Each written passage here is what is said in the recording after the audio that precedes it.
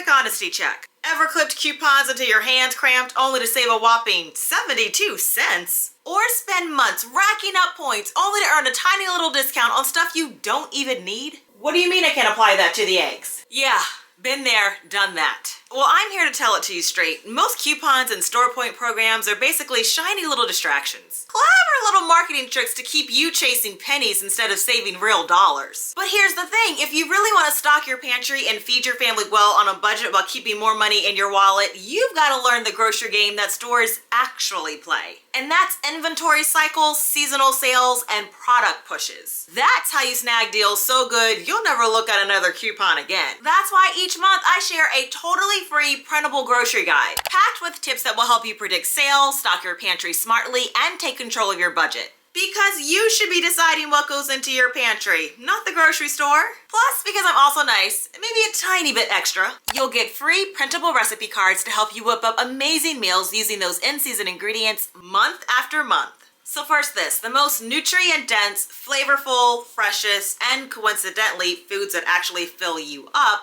are what you should be planning your meals around. That, paired with pantry staples and a few herbs and spices, is all you need to keep your meal budget in check. So what's in season and cheap right now? Glad you asked. So why are these foods cheaper right now? Simple.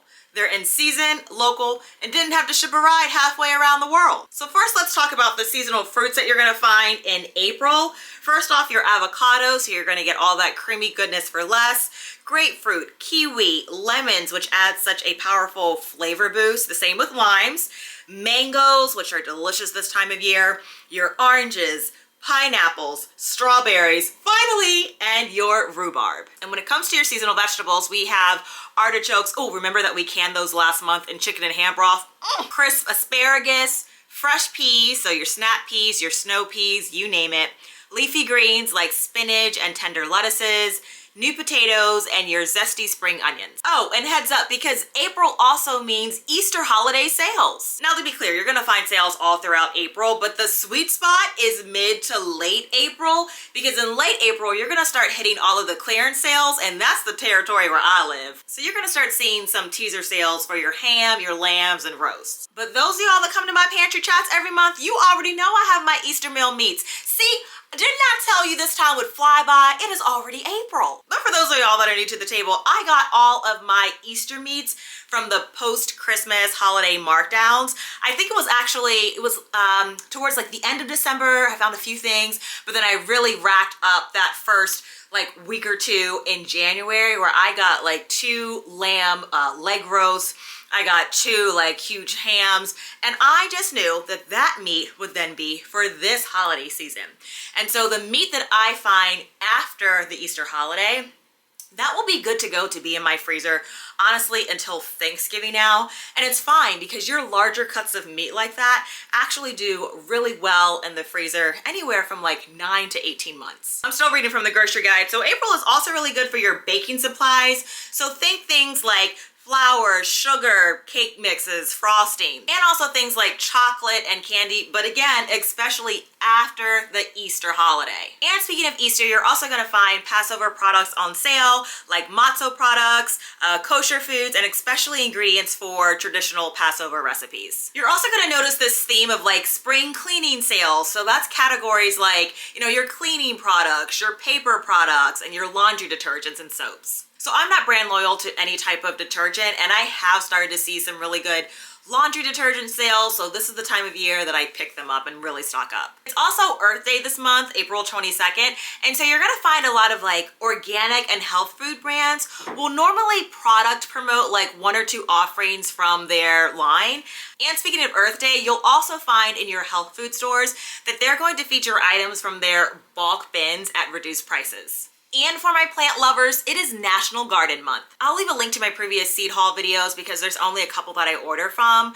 But I do want to say whenever they have sales, that is the time to buy, especially because the sales help to buffer against the shipping. It's also National Grilled Cheese Month, and so you are going to see more sales for things like bread, cheese, butter, and mayo. April is also National Pecan Month, so you are going to find sales not only on pecans, but also an assortment of nuts. All right, so now that I know that you're going to the grocery store with a little bit of guidance, let me help you meal prep this month. So for this dish, let's wrap the flavors of spring in pasta. This recipe starts with your favorite brand of fettuccine and is worth splurging on the time to make it fresh if you know how.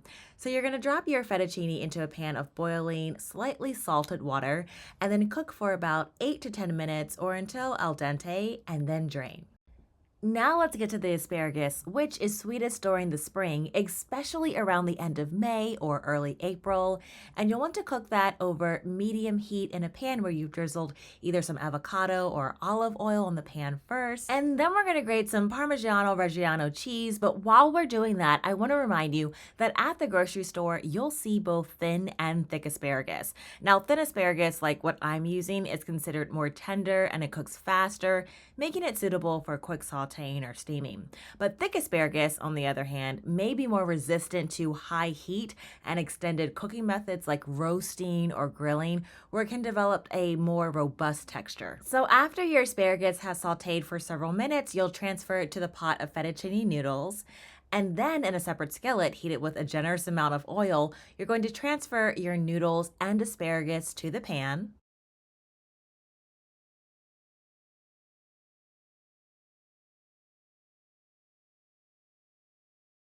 And then you'll remove your pan from the heat and add your grated cheese.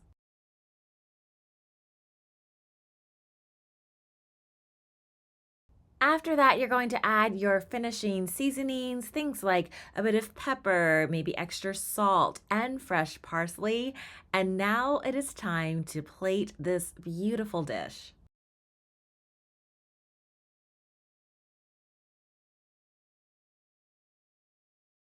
Oh, I forgot to mention that the crowning ingredient is pancetta or crumbled bacon and even diced chicken. I'm telling you, doesn't this look like you're sitting at a restaurant table?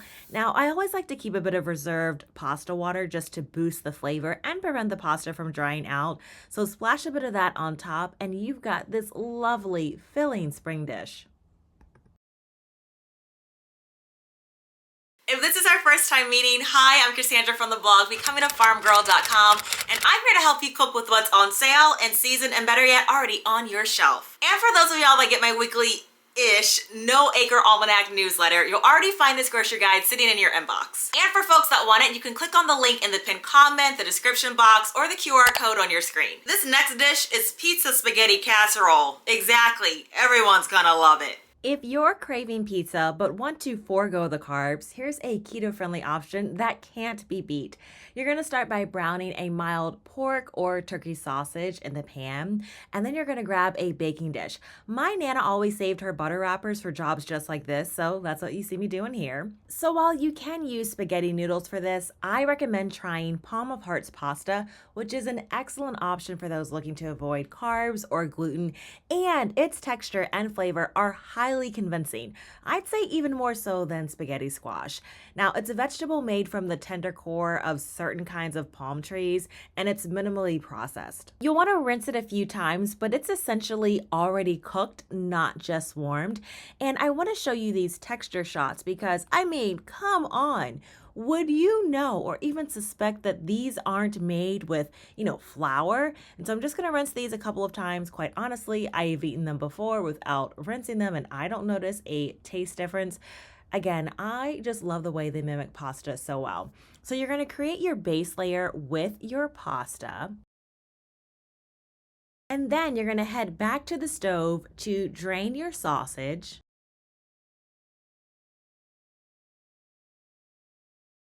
Then in that same pan, we're going to toast our pepperonis. While that's going, you're going to create a second layer with your ground meat, and then you are going to ladle over your pasta sauce. And y'all, I love this highly affordable and great tasting organic sauce that I get from Aldi. You must grab the marinara pasta sauce. And those of y'all that have tried it, back me up in the comments. This doesn't need to be doctored up at all compared to other brands. Plus, it's low sugar. So yep, you're just gonna dump that on top and then layer with your pepperonis.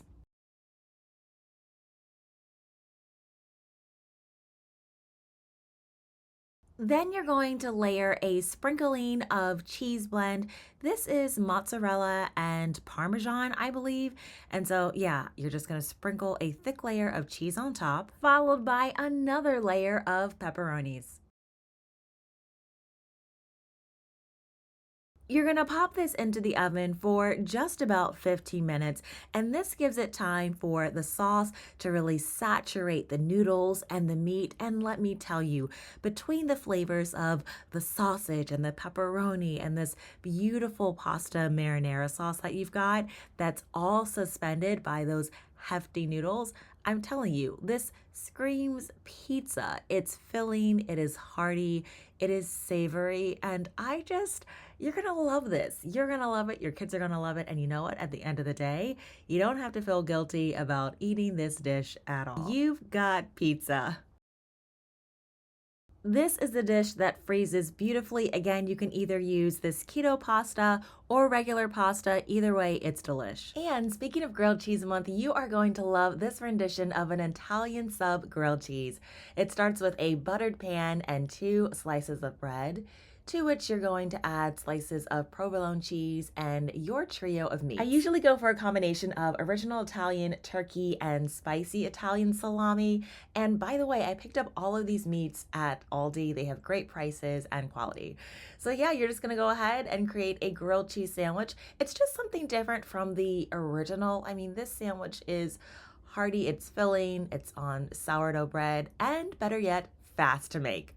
I usually make some type of mayo dipping sauce for my husband, but I like mine plain as is. Now let me give you some ideas on what you might want to do with all this Easter clearance candy that's coming up. So this recipe starts with either your homemade or box brownie mix, so you'll need about 16 to 18 ounces, to which you're going to add 3 eggs to make it extra ooey gooey and moist, and then you're going to thoroughly mix that and just pop it into the oven. So at this stage, you're going to end up with a texture and consistency that looks like this. And now we're going to grease our baking dish using the same method with the butter wrapper. And then we're going to pour our brownie mix into our baking dish. Smooth that out, and then we're going to pop this into a warm oven until our brownie mixture is completely done in the center. And when it comes out, it is now time to add our crown jewels, which is going to be your clearance Easter candy. So this is a mixed bag, and in here I've got a combination of M&Ms and Twix and Snickers, which Snickers are my favorite. Oh, maybe it's Twix, I'm not sure. But I don't need all this candy, so I'm actually going to go ahead and put it in a freezer bag and put the rest of that back in the freezer. And then you just take the candy that you do have, and I am dividing it into smaller kind of bite-sized pieces. The great thing about what I'm making now is that brownies will keep in your freezer for at least 3 months. And so I am going what I consider to be a little crazy because the price on the clearance candy was just so great. The only giveaway that I may be using Easter candy are some of those M&Ms that have like the pink and the light blue kind of colors. But you're just gonna add all of your candy over top of your brownie mixture. Again, like these brownies are just overindulgent. They are what I call decadent. And then when you take them back out of the oven, oh my gosh. Now, you know that you have these ooey gooey brownies, and then on top you have the crunch from the peanut butter M&Ms and the Snickers and the Twix. I am just telling you, like, this is just, oh my goodness. It's so wrong that it's right. And just like that, it's key lime pie season. Let's start by making our keto-friendly crust, which starts with some almond flour. Then we're going to hydrate our flour with some melted butter, and you're pretty much going for like the consistency of wet sand or a little bit drier if that's your preference. I'm also adding some Swerve sugar, which is an allulose sugar blend. It's also keto friendly. You're going to combine all of that until it's nice and crumbly, kind of like what you see here. And now we're gonna go ahead and we're going to take a pan. I have this ceramic baking dish that I absolutely love, and this is now going to be the base layer for our crust. So we're gonna pop that into the oven to bake, and while that's doing its thing, we're gonna take our cream cheese and create our filling. So I am using 3 blocks of cream cheese, and then to that we're going to add a can of sweetened condensed milk and some heavy whipping cream. Fresh limes are in season, y'all, so you don't want to miss out, and these limes are perfectly ripe and just so juicy. So I'm actually using my lemon squeezer. I know everybody else does this, but I'm gonna go ahead and squeeze about a half cup of lime juice. I mean, there's just fresh lime juice, it just does not compare. And we're gonna go ahead and add this to the blender as well. And then just go ahead and let your stand mixer do the heavy lifting for you. You are going to end up with this beautifully thick pie filling that is just, oh my goodness. You'll be tempted to go ahead and taste test, and I highly recommend doing that.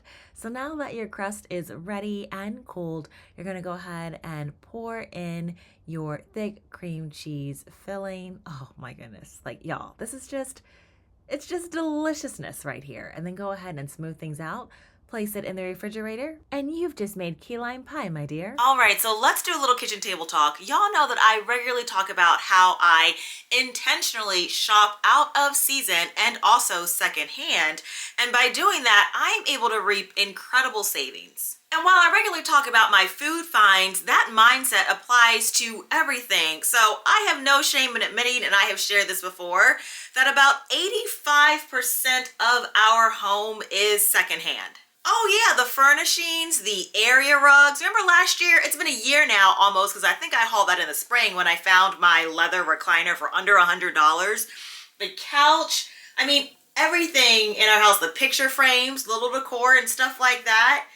Everything is nearly secondhand except for our mattresses, our bed frame, and then there's this hutch that my husband got custom made when we first moved in from a local wood shopper, and it wasn't crazy expensive. I mean, even my kitchen appliances, I have told you before, and y'all were here with me when I thrifted this KitchenAid stand mixer. Same goes for my Berkey, all of that. Our refrigerator that came with a little dimple from the scratch and dent place when it broke 2 years ago. No, I did splurge on the freeze dryer, but after a decade of doing what I'm doing, hubby was okay with it. Nearly 100% of my clothing, I mean, I'll get things like a Homesteaders of America sweatshirt or my raw milk shirt, or my friend does embroidery, but after that, yeah, I'm at the thrift store full time. And the result is that it allows us to punch above our pay grade and get higher quality items at Walmart prices. So let me do a little haul. So most of y'all know that a little over a year ago, I started to learn how to hunt. And when I first got accepted into this hunting program, I'd applied for it, but it was like a year later before I found out. And then when I got in, I mean, they give you these dates that were fast approaching. And so it was really cold. Maybe it was around October or so. Yeah, it was around October or November. And while you didn't have to have your firearm to go out hunting because you'd be using your mentors, you did need to have appropriate apparel. And so I did have to get a brand new coat and then some exterior pants at that time because we weren't hunting in a blind. And so again, y'all, I'm used to going to the thrift store. I shop out of season or ahead of the season. And so I had to pay full price for that coat. But one of the things that I then started doing is I started looking on Facebook Marketplace and then also at my thrift store. And beyond that, the blaze orange that I had to have, and then there was a lighter coat that I got, and then the pants, I've been able to find the rest of my hunting apparel completely at the thrift store. Like, I found this heavy coat. I mean, and this is a really nice coat. This is by the brand Redhead Silent Hide. I found this in the men's department. I mean, it doesn't matter because it's super long, it's heavyweight, incredible pockets, really good length. This was $12. I mean, and when I go to Outdoor World, I mean, this could easily be like $75 or up. So now what I'm trying to do is build up like my seasonal apparel, right? So I have my cold weather gear, but I was looking for a jacket that maybe was a little bit lighter, and I found it. Don't you love it when things are just waiting for you? $8? This is a nice jacket. It's like pockets here and here. The sleeves are long. It's a medium. $8. Yeah, I can't leave this here. Now, whether you're shopping at a thrift store, Walmart, Kohl's, wherever, this is the time of year, usually like late March, early April, where stores are putting their heavier kind of winter apparel on clearance. And so our coats and clothing are still in excellent condition. One of the things that I like to keep stocked up with like 2 to 3, maybe even 4 extra sets are gloves. I mean, a good set of heavyweight gloves, brand new at the beginning of the season, can run you around 30 bucks. And my stud muffin has a habit of losing them, which is why when I saw a decent pair of men's gloves at the thrift store, I picked them up.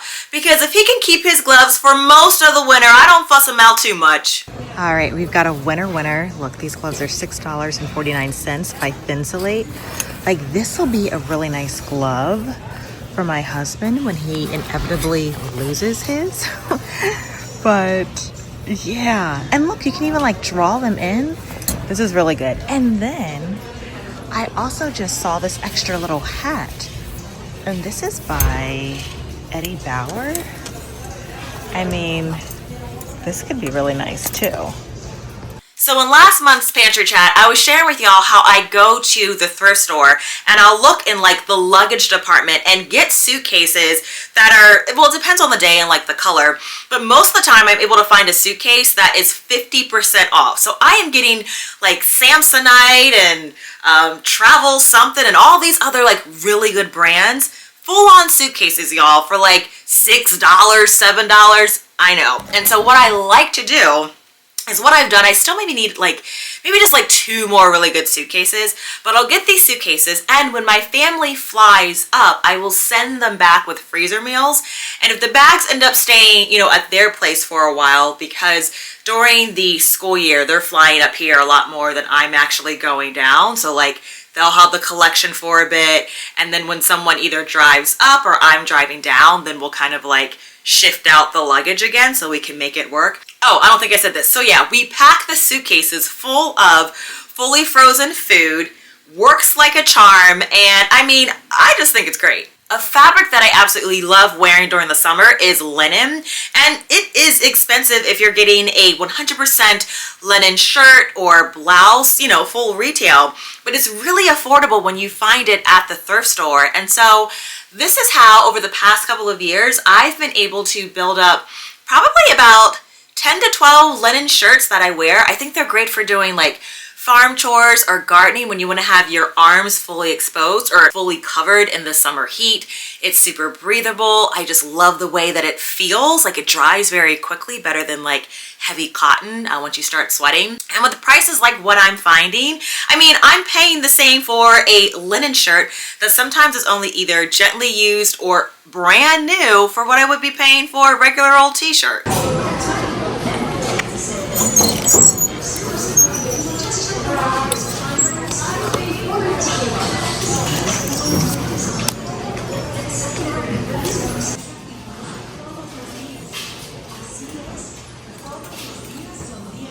Maybe it's because I walk around a school building all day, but I have been obsessed with comfortable shoes for the longest time. I am telling you, if that shoe is not supportive, if it doesn't offer stamina that I can feel in my arches and my back throughout wearing it an entire day, I'm not even interested, right? Like, that's how I define a cute shoe. It is not how it looks, baby. How does it feel? And so I was so excited when I found these shoes at the thrift store. I think it's because there are a lot of shopping malls that are in my area that maybe they like offload, you know, some of their stuff to this thrift store. So I'm telling you, a good portion of even the shoes that I wear, they are either brand new or like gently worn to the point where like they look like they're brand new.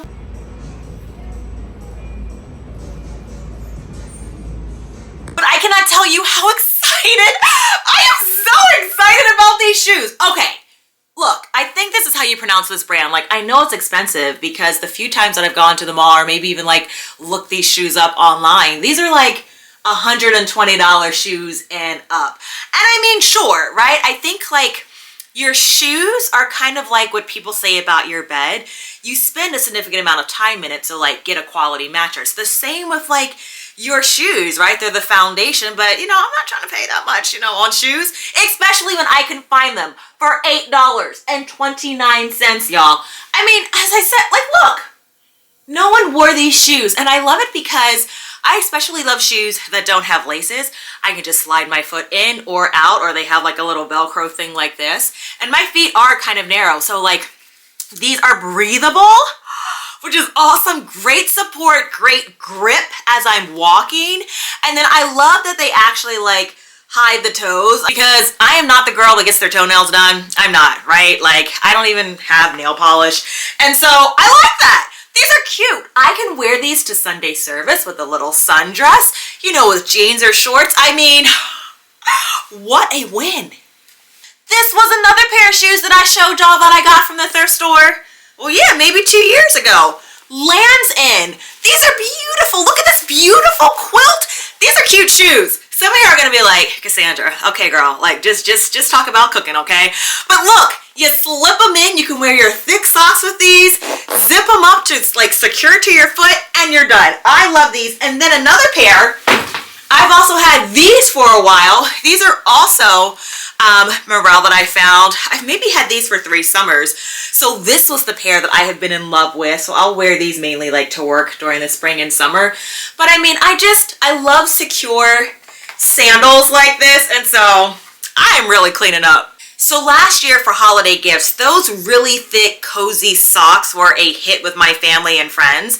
And so I had found them marked down for like, I think it's like 2 socks for $5. And so they hadn't come down in price even by the end of February. And I said, you know, that's okay. I will wait you out. So I would just pop into Walmart, which is actually by my thrift store, about once a week. And I finally found them on sale. So yep, I got several pairs of those socks and I tossed them into the attic, into my Christmas box. Y'all know how I do all my Christmas shopping at the end of the year with clearance items that are like, you know, like apparel, cups, mugs. It's not like food or anything like that. Because then I'm paying last year's prices, last year's clearance prices, and I don't have to be out here in December in the crowds and doing all the hoopla.